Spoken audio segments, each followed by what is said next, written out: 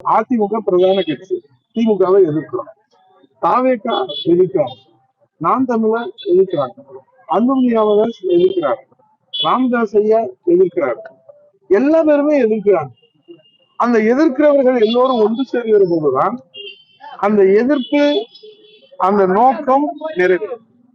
நமக்கு நோக்கம் நிறைவேற வேண்டும் என்பதுதான் மாண்புமிகு வருங்கால முதலமைச்சர் புரட்சித் எடப்பாடி அவர்கள் இப்போது ஆதரவாக எத்தனை கட்சிகள் இருக்கிறது திமுகவுக்கு என்று பார்த்தால், அவருடைய கூட்டணியில் இருக்கிற கம்யூனிஸ்ட் கட்சிகளோ அல்லது திருமாவளவன் கட்சியோ பல்வேறு மாற்று கருத்தோடு இருந்தாலும் கூட ஒரு 20% அவர்களுக்கு ஆதரவு என்று சொன்னால் 80% திமுகவை எதிர்க்கிற நிலையில் இருக்கிறார். திமுக இனி ஆட்சிக்கு வரக்கூடாது, மக்கள் விரோத அரசு, மக்களுக்கு எதுவுமே செய்யவில்லை, மக்களை ஏமாற்றுகிறார்கள், வாரிசு அரசியல், ஜனநாயக படுகொலை என்று 1,00,000 காரணங்களை அடுக்கிறார்.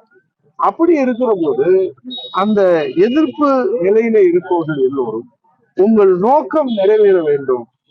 ஏன்னால் இப்போ எதிர்க்கிற கட்சிகளிலே 52 ஆண்டுகள் அனுபவம் கொண்ட, 50 ஆண்டு கால பொது வாழ்க்கையிலே அனுபவம் கொண்டிருக்கிற, மக்களுடைய நம்பிக்கை பெற்றிருக்கிற தலைவராக, முதன்மை தலைவராக புரட்சி தலைவர் ஐயா எடப்பாடி இருக்கிறார்.